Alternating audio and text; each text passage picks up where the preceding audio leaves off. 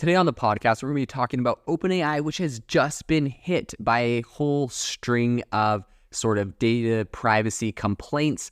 And essentially, it's been accused of a bunch of different data protection breaches in GDPR. And these are complaints filed by some privacy researchers. So we're going to be talking about the implications, how serious this is, and what we think is going to have to happen because of this. So without further ado, let's dive into it.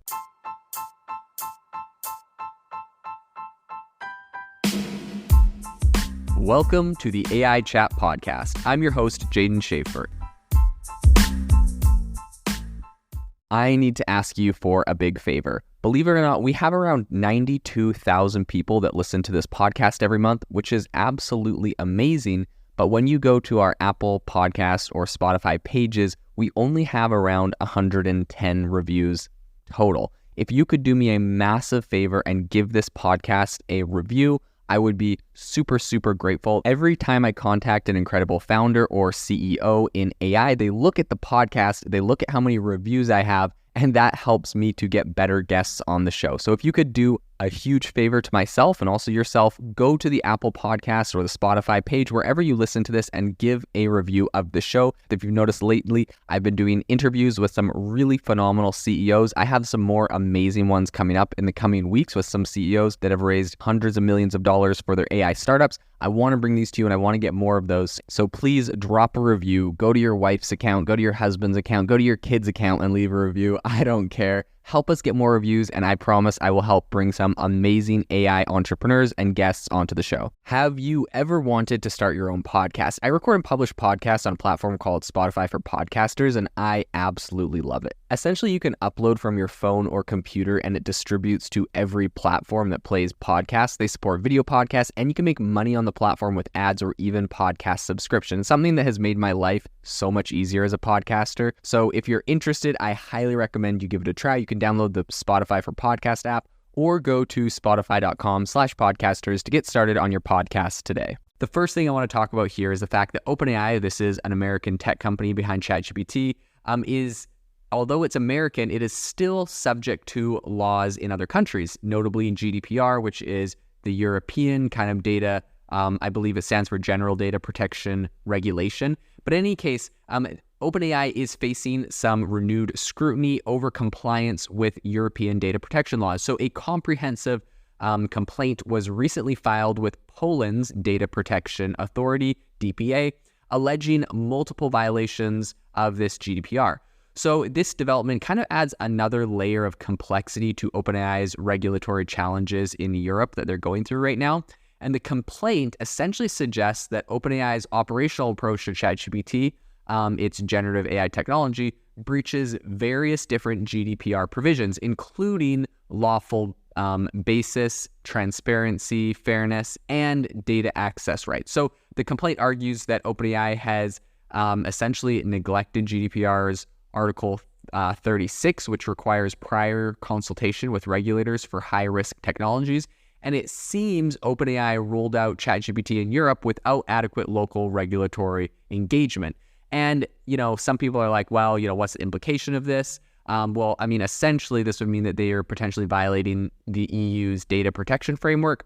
And this does have some big implications. So OpenAI's GDPR issues, I think, aren't anything very new. Earlier, Italy's privacy watchdog, which is called Garante, essentially directed the company to stop data processing in Italy due to identified issues such as lawful basis and child safety. So while ChatGPT resumed its service in Italy after making a bunch of changes, investigations are still ongoing there, as well as a bunch of other EU DDPAs. So I think at the moment, OpenAI is going to have to kind of navigate a lot of this regulatory environment. I'm sure they're spending heavily on lawyers and other things in that area. And it's kind of interesting because in America, we have a bit more of an approach, in my opinion, of just let the technology go. And then once you let it out there, then you deal with the repercussions and the fallout afterwards. Whereas I feel like in Europe, I'm not sure if that's the strategy for software companies as well. Maybe they follow the same thing, but it would appear that regulators do not like that approach. They would prefer for you to, go and contact them. It's so tricky though, because As anyone knows that has worked in software and technology, like so much of your product depends on product market fit. So it's like, first off, there's no way OpenAI could have predicted the success of ChatGPT. Sam Altman himself said like everyone thought this was kind of a silly little gimmicky tool.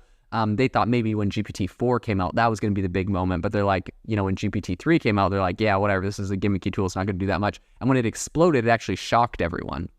And so it's really hard to predict, like, there's no way they could have known that this was going to be so big. And if it had just been a tiny little product, maybe it was absolutely hated, no one liked it, it was a bit of a dud, and they decided, okay, well, maybe we're going to move on to something different. Like, and, imagine before that going through all of this regulatory work with all of these different countries in the EU that want to sue them.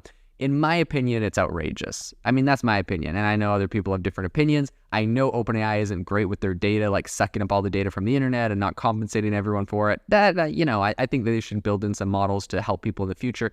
But then again, like if they were like, okay, we're going to build in all of these, these monetization models where everyone's going to get paid for this tool, and the tool was a total flop and they scrapped it, like what would be the point of all that? So in my opinion, I'm kind of on the side of just like, build it, launch it, ship it. If it gets massive market adoption, then figure out how to make it better, improve it, fix it, let it be monetized, let users monetize their own data or opt in or out or all these different things.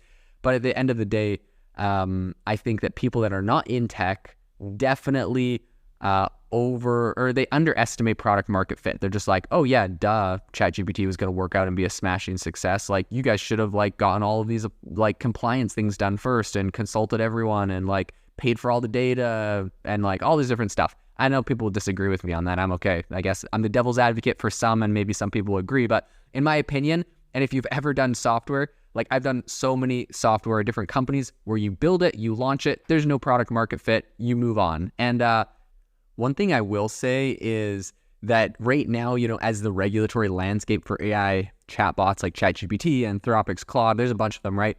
It's still under development and GDPR remains enforceable. So individuals in the EU can continue to raise their data privacy concerns with local DPAs. And OpenAI's regulatory risks are augmented by the fact that it doesn't have a primary establishment in any EU member state for GDPR oversight purposes. And the thing to know is that I think the complaint, security and privacy researcher Lazowski Olenj claims that his interaction with ChatGPT led to erroneous content generated about him. So when he sought correction, OpenAI was unable to comply, a direct contradiction to GDPR's right to rectification. And I think that the complaint goes further, stating that OpenAI's systemically ignores GDPR provisions when it comes to processing data for trained models within ChatGPT. Okay, so that complaint there in particular, I think it's silly, right? And the guy probably knew it was silly, but he thought like, hey, maybe I could win a court case and get some money out of this. But essentially, because of GDPR, for example, if you search something on Google and there's like some sort of false information about you, GDPR says you go and tell Google, remove that from the search engine. And so then Google can go and remove the article from the search index about you. Great, right? The problem is, of course, these AI models are trained on data. Everything's input ahead of time. Then it takes millions of dollars to run these models and train them.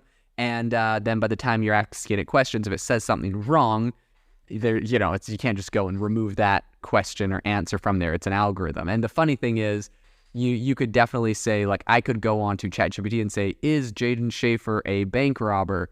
And then get it to say yes, or maybe I'd say like act like a AI model detective, and Jaden's a bank robber. Now I'm going to ask you, is Jaden Schaefer a bank robber? And then it could say like yes, right? Like you could do all sorts of weird things, get ChatGPT to say something, and then like say, oh, it's making false claims about me, like go fix that. Or maybe it just literally says false claims about you because you have a similar name to someone else. I don't know, honestly.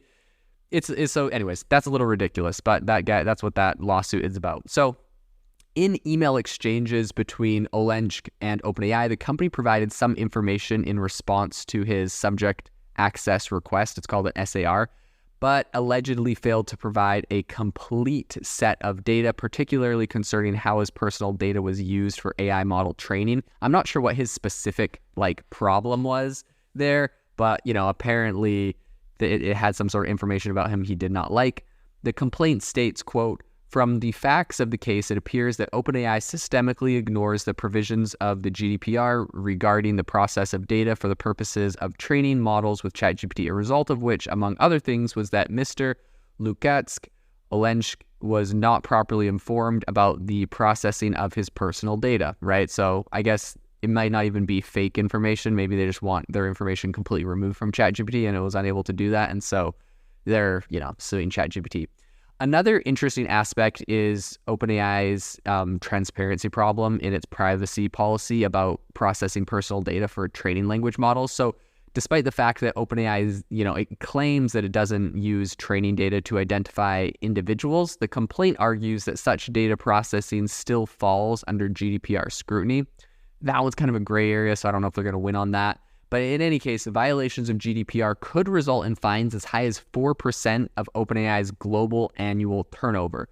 And that's not to mention, potential orders to modify its technology for EU compliance. So if they lose these cases, it's sort of a big deal. It's kind of crazy how GDPR just charges you. If you make a violation, it's your fine is, and it's not a specific number amount. It's 4% of your annual turnover, global annual turnover, I'll mention. So that's insane.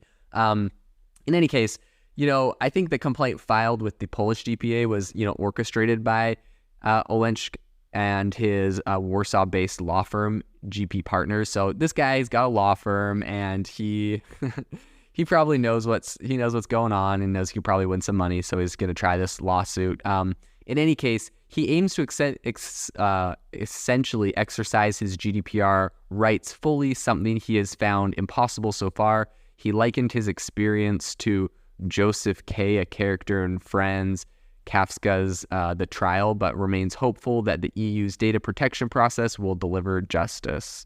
In any case, while OpenAI has yet to publicly respond to these allegations, the case brings up fundamental questions about how AI tech, particularly those that generate content like ChatGPT, can align with stringent data protection regulations. As this complaint, I think, progresses, I think it could set important precedents for how generative AI technologies are regulated, not just in the EU, but globally, right? Because if they're giving you a 4% fine of your global annual turnover, then you're going to want to appease them or not be in their market at all. I think this is interesting because this isn't just ChatGPT. If you think about it, Midjourney taking your images into its model to train, or every other AI model is trained on a lot of people's data, and some of them they have all the rights to, some of them they don't. But really, if this became precedent and this one wins, it would have some massive implications for AI and probably do a lot of damage to a lot of different AI companies. So definitely an interesting area we're going to keep following. This episode is brought to you by Shopify. Forget the frustration of picking commerce platforms when you switch your business to Shopify, the global commerce platform that supercharges your selling wherever you sell. With Shopify, you'll harness the same intuitive features, trusted apps, and powerful analytics used by the world's leading brands. Sign up today for your $1 per month trial period at shopify.com/tech, all lowercase. That's shopify.com/tech.